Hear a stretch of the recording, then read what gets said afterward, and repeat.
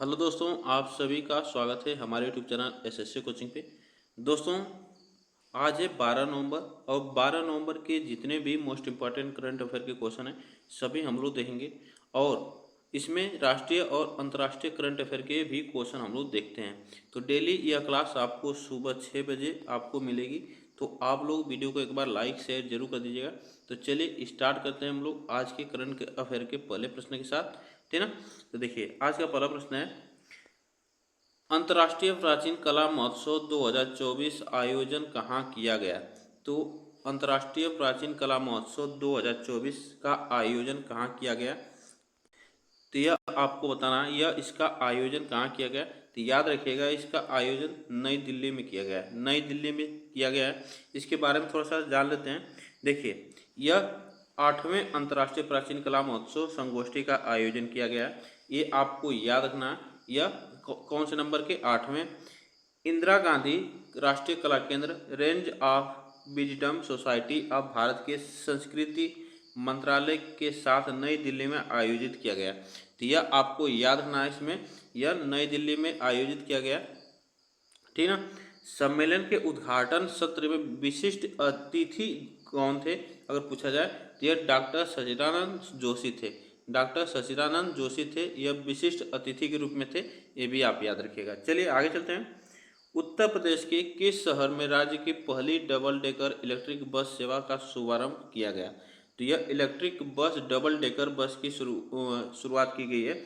यह कहाँ पे, तो लखनऊ में की गई है। ये भी आपको याद रखना, उत्तर प्रदेश की राजधानी लखनऊ में इसकी शुरुआत की गई है। इसके बारे में देख लेते हैं। देखिए, उत्तर प्रदेश के मुख्यमंत्री जो हैं आदित्यनाथ योगी, जो राजधानी लखनऊ में राज्य की पहली डबल डेकर इलेक्ट्रिक बस का शुभारंभ किया।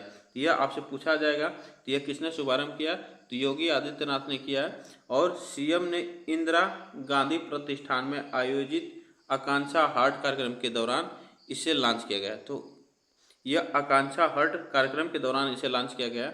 अब मुख्यमंत्री ने महिलाओं के लिए डबल डेकर इलेक्ट्रिक बस में 50% की छूट की घोषणा की है। ये भी आपको याद रखिएगा। चलिए आगे चलते हैं। भारत के 91वें मुख्य न्यायाधीश के रूप में किसने शपथ लिए। तो मुख्य न्यायाधीश के रूप में किसने शपथ लिए, तो यह आपको बताना है। इसमें कौन सा ऑप्शन यहाँ पे से होगा, तो यह जस्टिस संजीव खन्ना ने यह शपथ लिए। किसके स्थान पर लिए, तो ये आगे हम लोग देखेंगे।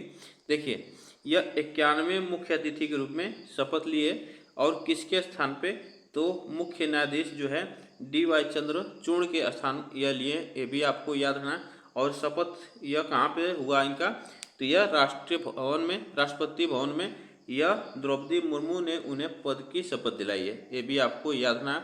और यह जो न्यायमूर्ति संजीव खन्ना है, सुप्रीम कोर्ट में दूसरे सबसे वरिष्ठ न्यायाधीश थे।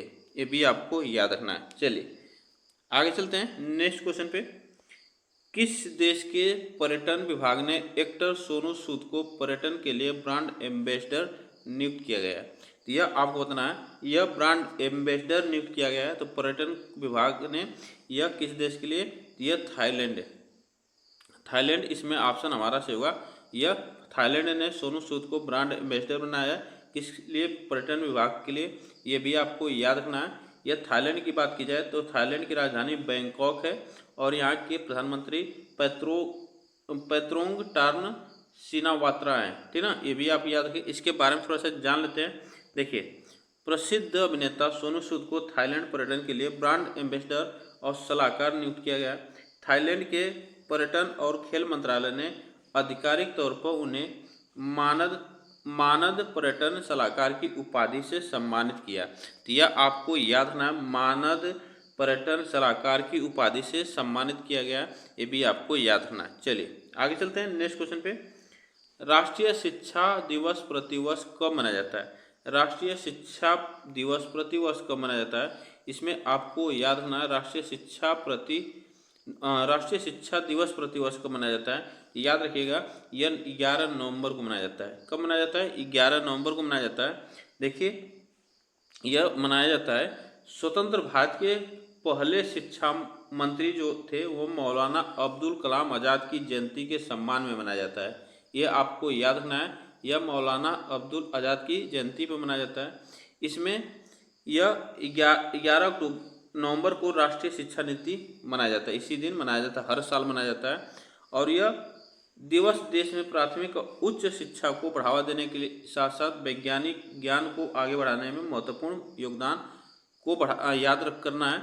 और यह जो है 1923 में 35 वर्ष की आयु में भारतीय राष्ट्रीय कांग्रेस के सबसे कम उम्र के अध्यक्ष भी बने थे। ये भी आपको याद रखना है।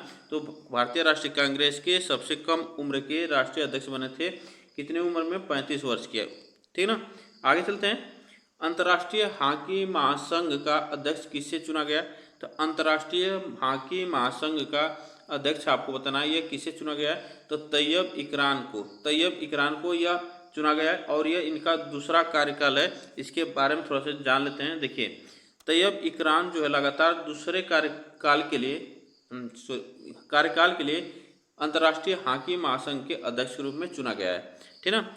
यह चुनाव जो हुआ है ओमान के मस्कट में 49वीं FIH कांग्रेस में इकरान ने 126 सीट में से 126 वोट में से 79 वोट हासिल किए। वहीं इनके प्रतिद्वंदी जो थे बेल्जियम के मार्क काइड्रन को 47 वोट मिले हैं। ठीक ना। यह आप याद रखिएगा। इनका यह दूसरा कार्यकाल है। ठीक, आगे चलते हैं। 2024 में 29वां संयुक्त राष्ट्र जलवायु परिवर्तन सम्मेलन COP29 कहाँ आयोजित किया जा रहा है? तो यह कहाँ पे आयोजित किया जा रहा है यह आपको बताना है। तो याद रखिएगा, यह बाकू अजरबैजान में इसे आयोजित किया जा रहा है। इसके बारे में थोड़ा सा देख लेते हैं। यह कौन सा संस्करण है, यह भी आपको याद रखिएगा, 29वां। तो यह संयुक्त राष्ट्र जलवायु परिवर्तन सम्मेलन जो है या COP29 यह 11 नवंबर 2024 को बाकू अजरबैजान में शुरू हुआ। ठीक, चलिए आगे चलते हैं। वार्षिक संयुक्त सैन्य अभ्यास अष्ट्राहिंड किन दो देशों के बीच बारी बारी से होता है? तो आपको बताना, यह अष्ट्राहिंड यह एक सैन्य अभ्यास है, वह किन दो देशों के बीच होता है? तो वह भारत और ऑस्ट्रेलिया के बीच होता है। भारत और ऑस्ट्रेलिया के बीच है अष्ट्राहिंड। ठीक ना। इसके बारे में देख लेते हैं, ये कहाँ पे शुरू हुआ है। देखिए, भारत और ऑस्ट्रेलिया संयुक्त सैन्य अभ्यास जो है अष्ट्राहिंड का तीसरा, अगर पूछा जाए कौन सा संस्करण है तो यह तीसरा संस्करण है। ये भी आपको याद रखना है। यह पुणे में विदेशी प्रशिक्षण नोड में शुरू किया गया है। तो ये पुणे में विदेशी प्रशिक्षण नोड में इसको शुरू किया गया है। ठीक, चलिए आगे चलते हैं। सिडनी में New South Wales squash open प्रतियोगिता का महिला सिंगल खिताब किसने जीता? तो महिला खिताब सिंगल किसने जीता है यह आपको बताना है। इसमें कौन सा ऑप्शन यहाँ पे से होगा? तो यह जीता है अनहात सिंह ने यह जीता है। ठीक, महिला सिंगल का खिताब। ठीक, आज के बारे में थोड़ा सा जान लेते हैं। भारत की अनहात सिंह ऑस्ट्रेलिया के सिडनी में New South Wales squash open प्रतियोगिता का महिला सिंगल खिताब अपने नाम किया। उन्होंने फाइनल में हांगकांग की हेलेन टैंग को 3-1 से हराया। तो हांगकांग की हेलेन टैंग को 3-1 से हराया है। आगे चलते हैं। WTT यूथ कंटेनर में अंडर 15 गर्ल्स सिंगल खिताब किसने जीता है? तो यह अंडर 15 का है। ये इसमें किसने खिताब जीता है? तो यह सिंड्रेला दास ने। ठीक ना, सिंड्रेला दास ने जीता है। ये भी आपको याद रखना है। इसके बारे में थोड़ा सा देख लेते हैं। टेबल टेनिस में भारत की सिंड्रेला दास ने इटली के लिंगनानो सबियार्डो में WTT यूथ कंटेनर में अंडर 15 गर्ल्स सिंगल खिताब जीत लिया है। ठीक ना, यह आपको इतनी बातें याद रखना है यहाँ पे। ठीक, चलिए आगे चलते हैं। FIH player of the year का खिताब किसने जीता है? तो FIH प्लेयर ऑफ द खिताब किसने जीता है यह आप बताइएगा। इसमें याद रखिएगा हरमनप्रीत सिंह ने यह खिताब जीता है। ये भी आप याद रखिएगा।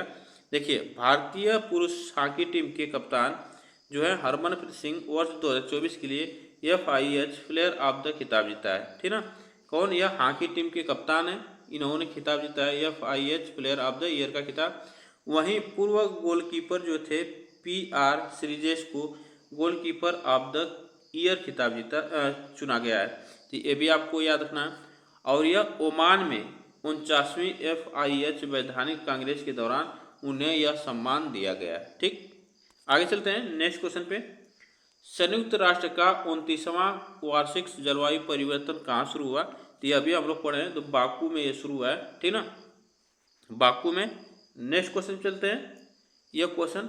आगे चलते हैं। भारतीय वाणिज्य एवं उद्योग महासंघ FICCI का नया अध्यक्ष किसे चुना गया है? तो यह आपको बताना है। इसमें कौन सा ऑप्शन यहाँ पे सही होगा? तो याद रखिएगा, इसमें अध्यक्ष चुना गया है डॉक्टर अनीश शाह को। डॉक्टर अनीश शाह को यहाँ पे अध्यक्ष चुना गया है। नहीं, सॉरी, इसे यहाँ पे नया अध्यक्ष की बात करें तो हर्षवर्धन अग्रवाल को चुना गया है। हर्षवर्धन अग्रवाल को यह भारतीय वाणिज्य एवं उद्योग महासंघ का अध्यक्ष चुना गया है, यह हर्षवर्धन अग्रवाल को। यहाँ पे देखिए, देश की सबसे बड़े उद्योग निकाय जो भारतीय वाणिज्य एवं उद्योग महासंघ है, उसने उन्हें हर्षवर्धन अग्रवाल को नया अध्यक्ष चुना गया है। ये भी आपको याद रखना है। 21 नवंबर को 97 पूछा जाएगा। 97वीं वार्षिक आम बैठक के समापन पर अपने कार्यभार संभालेंगे। वहीं वर्तमान में फिक्की के वरिष्ठ उपाध्यक्ष के रूप में कार्यरत है। चलिए आगे चलते हैं। QS वर्ल्ड यूनिवर्सिटी रैंकिंग में भारत के कितने संस्थानों ने वैश्विक स्तर के शीर्ष 100 संस्थानों में स्थान हासिल किया है? तो 100 संस्थानों में हासिल कितने संस्थान ने? तो यह 7 संस्थान ने अपना स्थान हासिल किया है अंडर 100। ठीक ना, यह आपको याद रखना है।